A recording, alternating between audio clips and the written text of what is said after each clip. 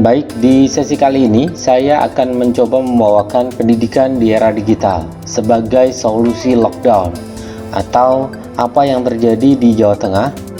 Belum ada taraf lockdown secara keseluruhan, tapi setidaknya sudah ada lockdown dari sisi pendidikan.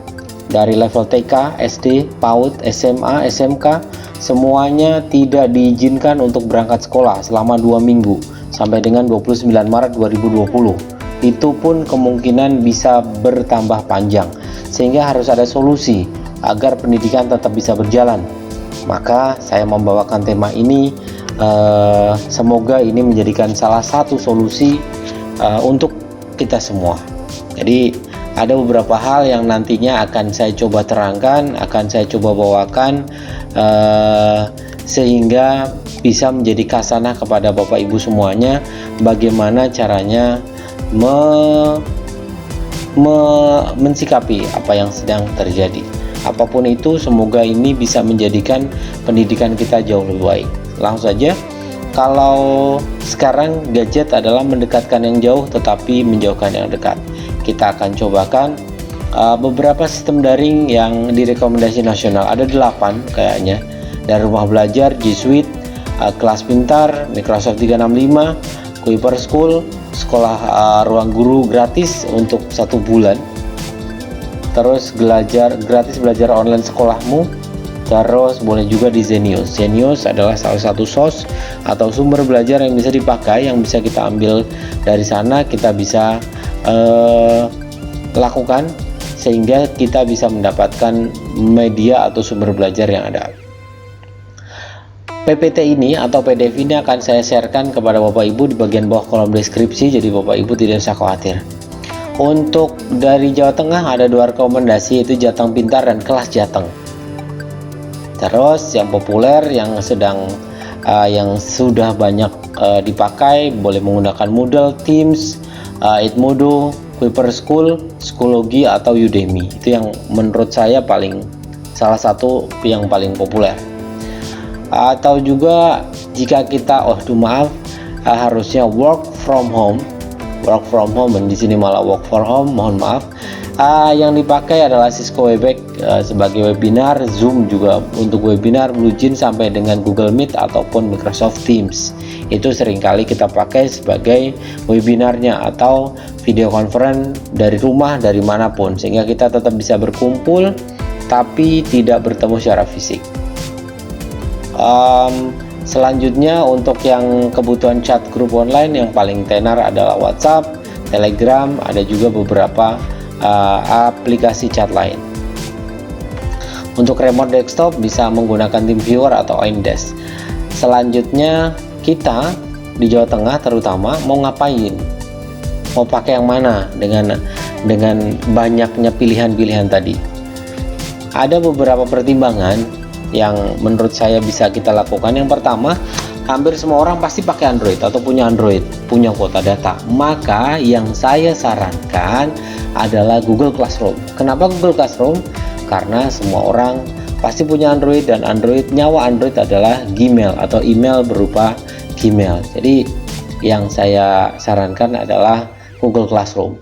Langkahnya ada beberapa. Yang pertama adalah harus punya HP atau laptop atau PC. Yang kedua harus punya koneksi internet. Yang ketiga, yang sudah punya HP atau laptop, sudah punya koneksi internet, harus punya email agar Android itu bisa hidup atau agar bisa mengimplementasikan Google Classroom. Yang keempat, selesai. Jadi langkah-langkahnya sederhana, hanya 4 saja. Yuk kita praktek saja bagaimana cara mengimplementasi secara langsung. Untuk Bapak Ibu yang penasaran ada link apa ini, silahkan dicek saja link ini, link apa. Terima kasih, kita langsung praktek saja ya. Yuk. Selamat pagi, selamat siang, selamat sore, selamat malam. Assalamualaikum warahmatullahi wabarakatuh. Salam sejahtera untuk kita semuanya. Om Swastiastu, Namo Buddhaya, Shalom, salam kebajikan. Masih ketemu dengan Mufid di sini yang masih belajar untuk berbagi. Berbagi apa? Berbagi tentang tutorial untuk pendidikan, tips dan triksnya. Masih dengan tema yang sama juga, remeh bagi kita, bisa jadi luar biasa untuk sesama. Itu yang masih saya pegang. Semoga apa yang saya bagikan menjadi kebermanfaatan untuk sesama. Dan bismillah, mohon doanya. satu hari satu video tutorial. Yuk. Baik, kita akan mulai saja. Yang pertama-tama saya menggunakan Google Chrome, boleh juga menggunakan Mozilla atau menggunakan web browser yang lain. Saya cobakan menggunakan Google Chrome. Yang pertama dilakukan adalah berarti kita harus sign in atau harus sign in dulu ke akun kita. Saya mau sign in email, boleh lewat email atau lewat akun Google.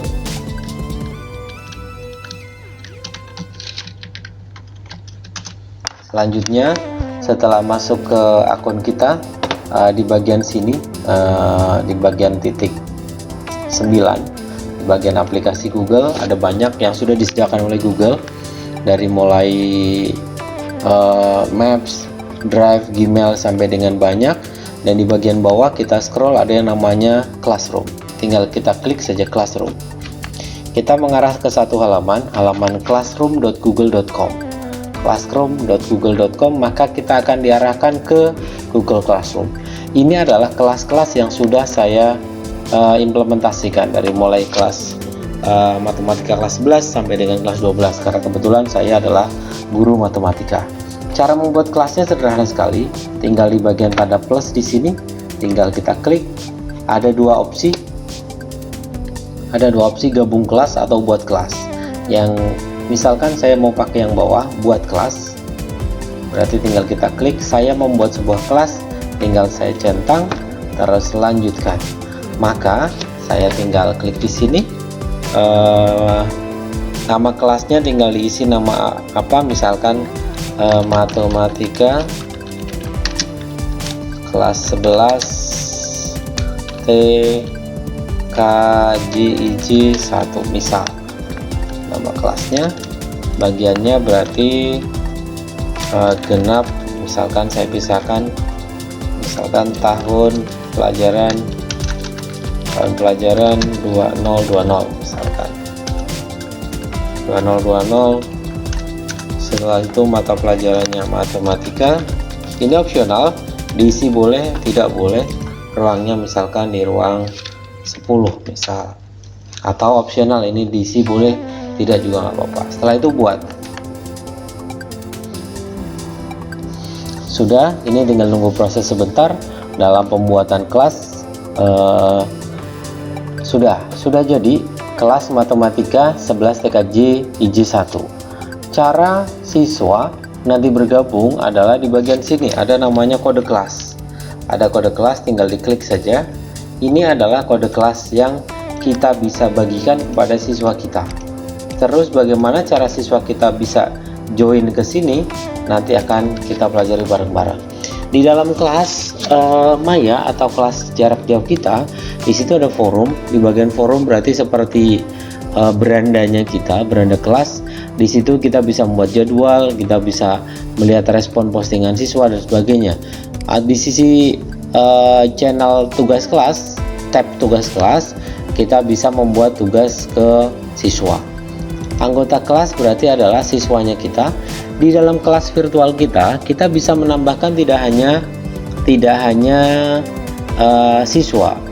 Tadi siswa bisa gabung secara mandiri menggunakan kode kelas ini, atau siswa bisa bergabung ke kelas virtual kita dengan tidak join secara sendiri, tapi kita undang di sini. Asalkan kita tahu email atau kita mengetahui emailnya dia, maka otomatis bisa kita undang di sini. Bisa juga guru, jika memang kelas itu atau mapel itu berupa mapel di SMK, misalnya mapelnya berupa tim teaching, gurunya lebih dari satu, bisa juga mengundang guru lain sebagai guru di mapel tersebut. Misalkan saya mengundang orang-orang yang ada, misalkan saya mengundang Pak Dedi di sini untuk saya jadikan sebagai guru, maka Pak Dedi nanti akan menjadi guru di kelas kita tadi. Gurunya ada dua. Jadi ada dua hal. Bisa juga siswa bergabung secara mandiri menggunakan ini kode kelas, bisa juga diundang oleh guru, tapi lumayan menyulitkan guru. Demikian juga gurunya boleh lebih dari satu. Untuk tab nilai nanti akan berisi kumpulan-kumpulan nilai rekapan siswa aktivitasnya setelah kelas tersebut terjadi interaksi antara guru dengan siswa. Sudah ada tugas, sudah ada ulangan, sudah ada apa dan sebagainya, maka akan muncul di sini rekapannya. Kita akan explore di video selanjutnya, gitu ya. Lanjut, saya akan cobakan bagaimana cara membuat kelas atau gabung kelas dengan menggunakan handphone. Kalau yang ini menggunakan PC, saya akan simulasikan menggunakan handphone. Tunggu sebentar ya. Baik, terlihat di layar kita, ini adalah tampilan handphone saya. Tampilan handphone saya di layar kita, bahwa akan saya coba simulasikan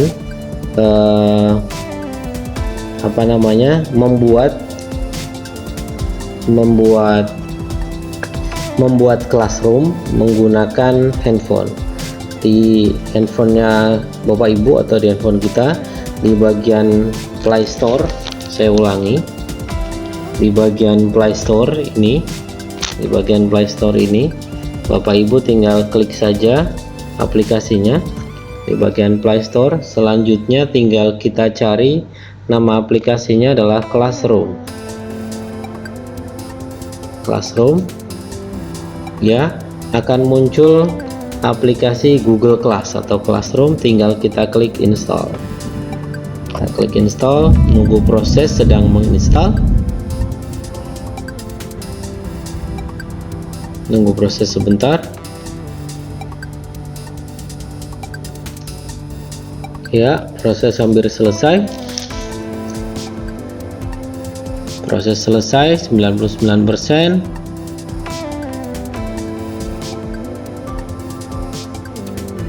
Classroom sedang di scanning. Maka apa kelas yang tadi sudah kita buat, tadi kan di PC saya sudah membuat beberapa kelas, maka akan terkoneksi dengan Classroom, akan terkoneksi dengan headphone ini, karena kebetulan satu email dengan yang sudah saya lakukan. Jika memang Bapak Ibu lupa pas emailnya apa, maka akan terlihat nanti di bagian sini, tinggal kita klik get started saja, maka akan muncul emailnya. Emailnya itu apa? Email yang tertanam di handphonenya Bapak Ibu. Tinggal kita klik bagian atas, setelah itu OK, maka akan mengarah ke Classroom kita tadi, mengarah ke Classroom, kelas-kelas yang sudah kita buat tadi. Saya tadi sudah membuat kelas yang terakhir adalah kelas yang baru saja saya buat adalah ini, kelas 11 TKJ IJ1. Siswanya belum ada, tinggal saya klik saja, maka kode kelasnya pasti sama dengan kode kelas yang tadi kita buat di PC tadi. Kode kelasnya ini pasti sama. Selanjutnya, jika membuat kelas dengan menggunakan handphone, caranya bagaimana? Tinggal sama kayak tadi, tanda plus kita klik, kita tinggal create class. Tampilannya maka akan sama persis. Ini tinggal di checklist, setelah itu continue, setelah itu kita isikan nama-nama apa tadi, seperti persis apa yang kita lakukan pada saat di PC. Saya tidak lakukan. Jika siswa caranya sama persis. Siswa juga tinggal unduh Google Classroom atau Classroom tadi di Play Store-nya.